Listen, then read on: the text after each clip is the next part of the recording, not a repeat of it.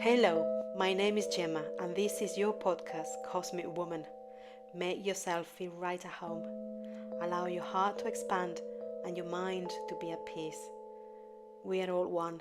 That's why this is an invitation to listen with your whole being, as if it was you telling your own narrative. Make each episode an opportunity to ask yourself, who am I being as I listen? I bring this podcast to you with so much love and devotion. That love that is you. Astrology is a clear and honest mirror of who you are. It tells you where you're not quite being who you came here to be and where your ego might be getting the better of you. Astrology is symbology. It's not a technique for controlling what's going to happen or predicting the future. No, that's not what astrology is about. Instead, it's such a loving and accurate mirror that it finally makes you say, right, I wasn't broken. It was all part of my design. Astrology is an ancient science. As such, I draw upon ancestral wisdom and modern quantum physics, which tell us that we are consciousness and vibration, that there's nothing but energy in the universe, that we are already, each one of us, like fractals of consciousness, the entire universe within, and that there's no physical separation as everything is connected. As such, what happens to me happens to everyone and vice versa. The universe as your own bespoke creation with every step you take. That's why your chart is your personal letter for yourself. It's your reminder of the game you came to play, the role you came to interpret with its detours, its crossroads, its challenges, its deceptions and also its talents, its gifts, its blessings. But remember, none of that is you. You are pure consciousness, all and one with creation. You came here to play the game of life with a role and a character, and your birth chart is simply the symbolic representation of what you chose to come and experience. There's nothing to evolve or anything to add, simply to experience. And together we decode the divine message of your soul from the Supreme Creator or Mother Goddess for each of us. And we become the code itself, not the decoder. That's the magic of astrology. It's not magic, actually, it's the script of the game of life. Today I want to focus on how astrology can be a language of the feminine soul, something that helps us return home, return within ourselves. Astrology as a mirror of the soul. It reminds us that your birth chart is not a sentence, as was believed in traditional astrology.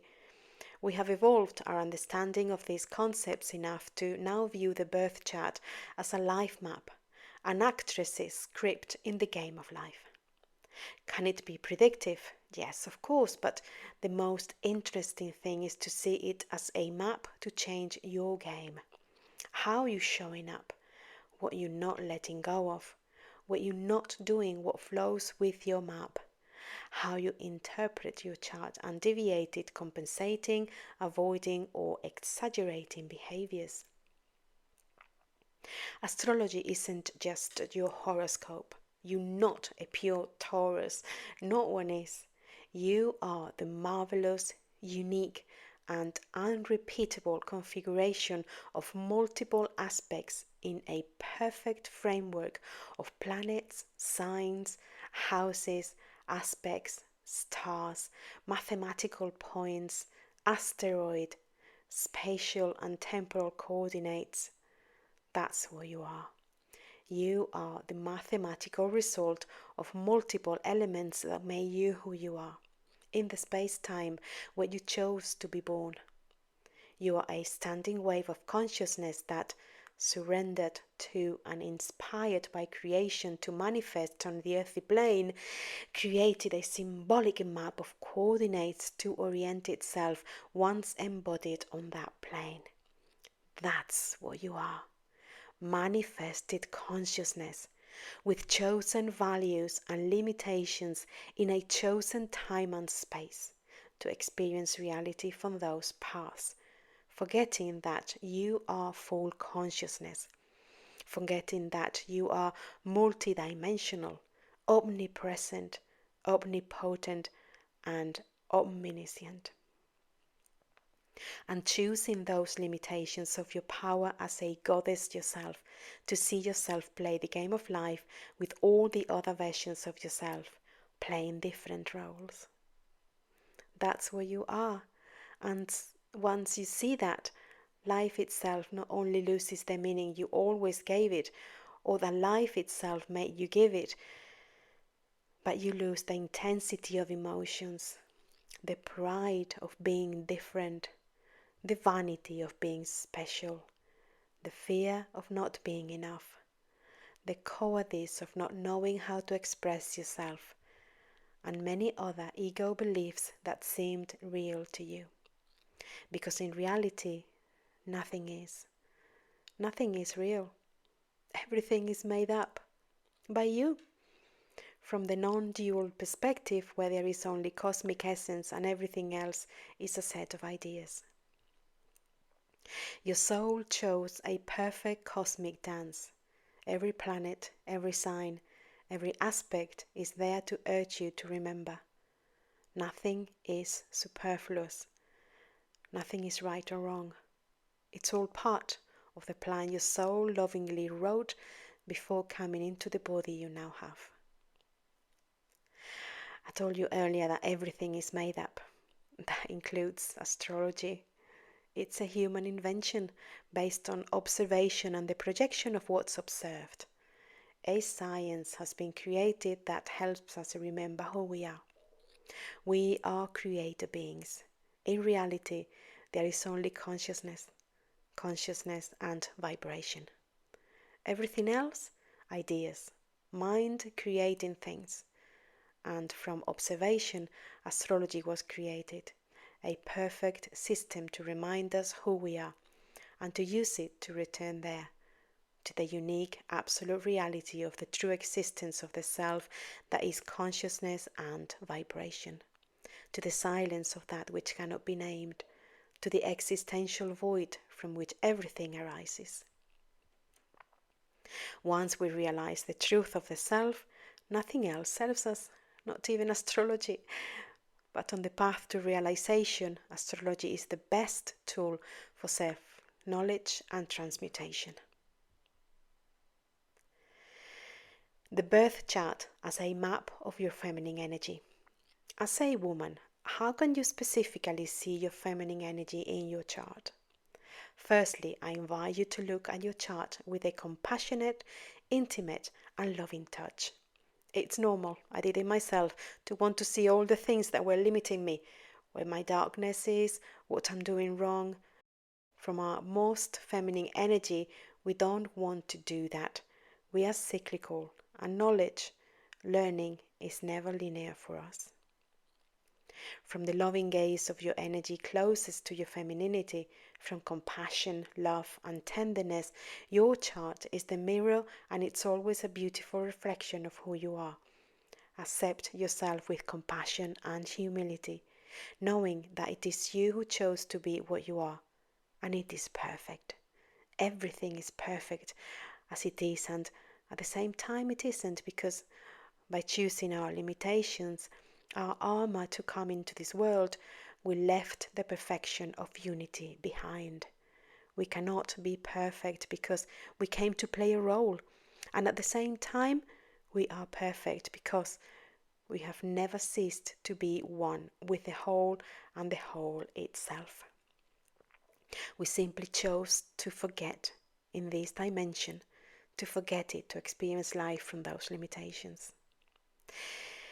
So, from that feminine perspective, your moon tells you how you need to be nourished, how you heal emotionally, what your inner mother is like. Knowing this will help you not to seek that nourishment outside yourself, because this causes you to have expectations of other people that are never met, and you expect others to give you what you must learn to give yourself to feel nourished. Ultimately, the moon tells you how to become your own mother, to feel fully emotionally nourished and what you like in others, how you like others to be. Your Venus tells you how you love, what makes you feel beautiful, what connects you to your magnetism and your pleasure. We have forgotten, as women, that we were born for pleasure and joy. From the core of the heart, the soul wants to live, play, and be joyful, but lacks, fears, and internal programs don't let us. Venus gives you clues and helps you reconnect with what you might have forgotten you enjoy doing so much. Your fourth house reminds you of your roots, the inner child you were and never stopped being, the place that makes you feel safe. Chiron, that wound whose scars never closes and which, as you recognize it, becomes your greatest ally, your greatest medicine for you and for others. Your water planets, your water houses remind you of your intuition, your invisible world, your psychic gifts. Lilith, your untamable power, your desire for freedom, that part of you that doesn't kneel or apologize for being intense, sexual, emotional, or profound. She seeks truth, not approval. She is the voice that tells you that you were not born to be domesticated, but to be free. And in your chart, Lilith tells you where you have repressed that power and desire to fit in with the requirements of the system. But you no longer want to fit in, and Lilith pushes you to get out of the box where the world has put you. This is just a taster of what astrology can tell you about yourself. When you understand your chart, you stop demanding to be someone you're not. You understand yourself. You comprehend why things happen to you. You begin to blossom into your truth and stop deceiving yourself and wanting to be something else. You focus on improving your life experience, being more of what you are instead of escaping or compensating for not being what you are. The feminine resurgence and astrology as a guide. There is a feminine resurgence, a collective awakening in women, and astrology can be your greatest guide. We are returning to the cyclical, to the symbolic, to the ancestral, to the invisible. Awakening, as it has been told to us, doesn't exist. Awakening is merely a realization that we are already what we were looking for, that there is nothing to do but play the game as we want to play it, regardless of what decaying patriarchal systems say, what religions say, what politicians say, what limiting and castrating imposed morality says, what the violence of beliefs that make us see things as right or wrong and judge others according to these moral beliefs, tainted by our own ego, says. The feminine recognizes that creation is feminine, cyclical, voluptuous and capricious, chaotic and generous. This is the mystery, a path of self-knowledge, not of predictions. That is the resurgence of the feminine, the activation of the mystery, because astrology brings us back to ancestral wisdom, where we control nothing but flow with life in an eternal dance with what is, in tune with the rhythms the universe sets for us, as if the goddess were playing with us in her opening and closing of her eyes. How can you start using astrology to connect with yourself? First, observe your energy during the lunar phases. The internet is full of astrologers who inform you about these cycles, the predominant energies, how the moon can favor or influence you depending on where it is transiting in the sky and how it is particularly affecting you in your chart. Learn to see your moon sign, where it is and how it influences your emotional world. Use your birth chart to get to know yourself step by step. And contact me if you like a personalized reading of your birth chart with me. I'll leave my details in the description. It would be an honor to help you find yourself. Look into the sky. Stop criticizing yourself and don't use your birth chart to continue your self-criticism. And if you're lost, if the world demands you to be what you know in your gut you're not, Look to the sky. The stars know, and you left a map marked to remind you. Your soul designed everything with intention, and your chart is a sacred compass that can help you return to yourself. We are not alone, even though sometimes life leaves you alone. So alone that it seems everyone has forgotten you, even yourself. But no, we are not alone. We are held, guided, and deeply loved by something greater. Believe in yourself. Love yourself without measure. Build something big. Big for you, not big in size, but big because it fills your heart with joy. It can be as small as grand as you wish. Here, size truly doesn't matter. What matters is your passion to achieve it. Your guide is your womb. Your God knows what it is a yes and what is a no. Don't deceive yourself anymore and surrender to the mystery, to the fear of not knowing only with intuition. Give yourself entirely to the full knowledge of existence beyond what you can perceive with your senses.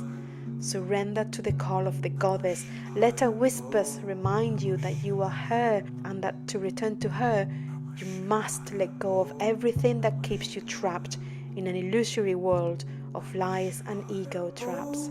You are powerful. You are beautiful. You are enough. More than enough. You are all that your soul wanted you to be.